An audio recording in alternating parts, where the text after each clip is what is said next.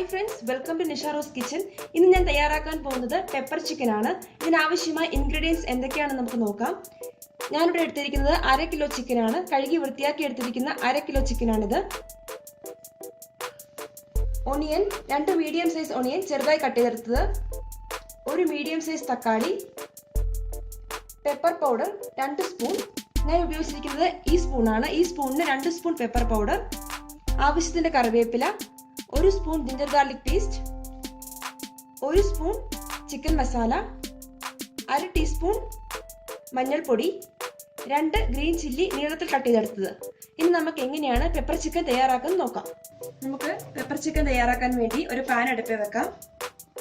Pan ഒന്ന് ചൂടായി വരുമ്പോഴേക്കും നമുക്ക് ഇതിലേക്ക് വെളിച്ചെണ്ണ ഒഴിച്ചു കൊടുക്കാം.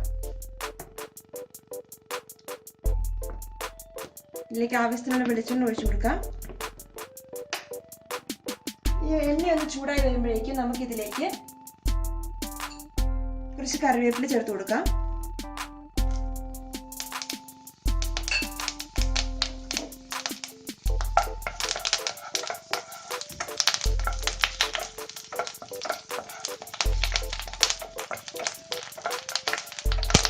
ഈ കറിവേപ്പില ഒന്ന് ചെറുതായി ഫ്രൈ ആയി വരുമ്പോഴേക്കും നമുക്കിതിലേക്ക് ജിഞ്ചർ ഗാർലിക് പേസ്റ്റ് ചേർത്ത് കൊടുക്കാം.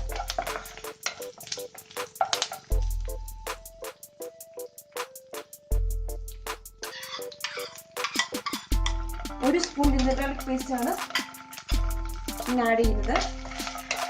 ഇത് നമുക്കൊന്ന് ഫ്രൈ ചെയ്ത് കൊടുക്കാം.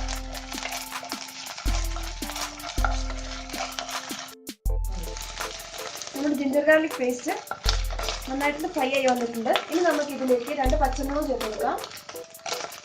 അതോടൊപ്പം തന്നെ നമ്മൾ കട്ട് ചെയ്ത് വെച്ചിരിക്കുന്ന ഓണിയൻ ചേർത്ത് കൊടുക്കാം. 2 മീഡിയം സൈസ് ഓണിയനാണ് ഞാൻ എടുത്തിരിക്കുന്നത്. ഇനി നമ്മുടെ ഉള്ളി ഒന്ന് നന്നായി പെട്ടെന്ന് വഴന്നു വരാൻ വേണ്ടി കുറച്ച് ഉപ്പും കൂടെ നമുക്ക് ചേർത്ത് കൊടുക്കാം. ഇനി ഈ ഉള്ളി നന്നായിട്ടൊന്ന് ഫ്രൈ ആയി വരുന്നവരെ നമുക്കൊന്ന് ഇളക്കി കൊടുക്കാം. ഉള്ളി നന്നായിട്ടൊന്ന് വഴറ്റിയെടുക്കാം. നമ്മുടെ ഉള്ളി നന്നായിട്ട് ബ്രൗൺ കളറായി വഴന്നു വന്നിട്ടുണ്ട്. ഇനി ഇതിലേക്ക് നമുക്ക് പൊടികൾ ആഡ് ചെയ്യാം. പൊടികൾ ആഡ് ചെയ്യുമ്പോൾ എപ്പോഴും ഞാൻ പറയാറുള്ളത് പോലെ ലോ ഫ്ലെയിമിലിട്ട് വേണം പൊടികൾ ആഡ് ചെയ്യാൻ, ഇല്ലെങ്കിൽ പെട്ടെന്ന് കരിഞ്ഞു പോകും. മഞ്ഞൾപ്പൊടി 1/2 ടീസ്പൂൺ, 1 സ്പൂൺ ചിക്കൻ മസാല, നന്നായിട്ടൊന്ന് മിക്സ് ചെയ്ത് കൊടുക്കാം.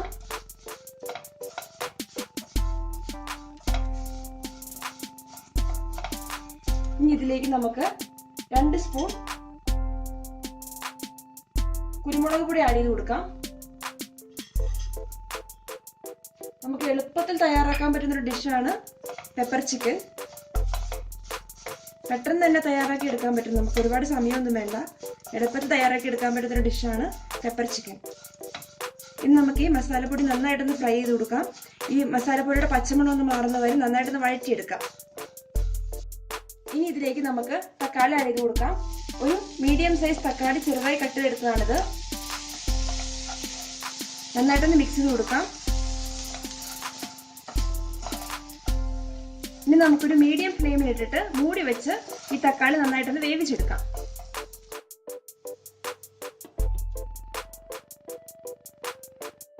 നമ്മുടെ ടൊമാറ്റോ നന്നായിട്ട് ഇപ്പോൾ കുക്ക് ആയിട്ടുണ്ട്. ഇനി നമുക്ക് ഇതിലേക്ക് നമ്മുടെ ചിക്കൻ പീസസ് ആഡ് ചെയ്ത് കൊടുക്കാം.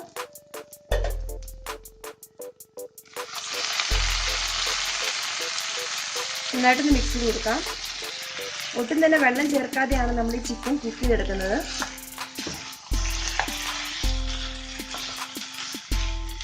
ഇനി ഇതിലേക്ക് നമുക്ക് ആവശ്യത്തിന് ഉപ്പും കൂടെ ചേർത്ത് കൊടുക്കാം. കുറച്ച് ഉപ്പ് നമ്മൾ ഉള്ളി ഫ്രൈ ചെയ്യാൻ വേണ്ടി ഇട്ടിരുന്നു.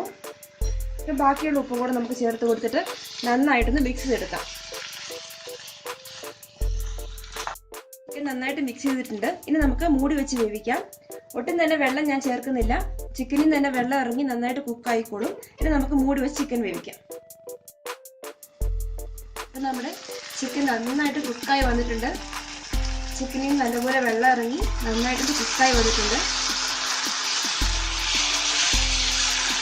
ഞാൻ ഈ ഒരു ഗ്രേവി പരുവത്തിലാണ് തയ്യാറാക്കുന്നത്. നിങ്ങൾക്ക് ഇത്രയും ഗ്രേവി വേണ്ടെങ്കിൽ വറ്റിച്ചെടുക്കാവുന്നതാണ്. ഇനി നമുക്കിതിലേക്ക് കുറച്ച് കറിവേപ്പിലയും കൂടെ ചേർത്ത് കൊടുക്കാം.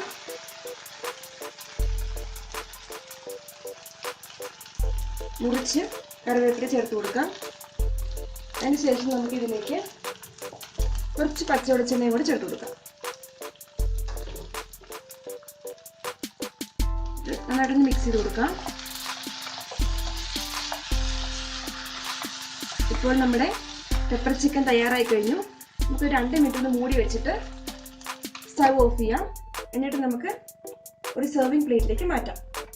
അപ്പോൾ നമ്മുടെ ടേസ്റ്റി ആയിട്ടുള്ള പെപ്പർ ചിക്കനോട് തയ്യാറായി കഴിഞ്ഞു. ഇത് നമുക്ക് എളുപ്പത്തിൽ തയ്യാറാക്കാൻ പറ്റുന്ന ഒരു ഡിഷാണ്. എല്ലാവരും ഒന്ന് ട്രൈ ചെയ്ത് നോക്കണം. നിങ്ങൾക്ക് ഈ വീഡിയോ ഇഷ്ടമായെങ്കിൽ ഞങ്ങളുടെ ചാനൽ സബ്സ്ക്രൈബ് ചെയ്യുകയും ലൈക്ക് ചെയ്യുകയും ഷെയർ ചെയ്യുകയും വേണം. താങ്ക്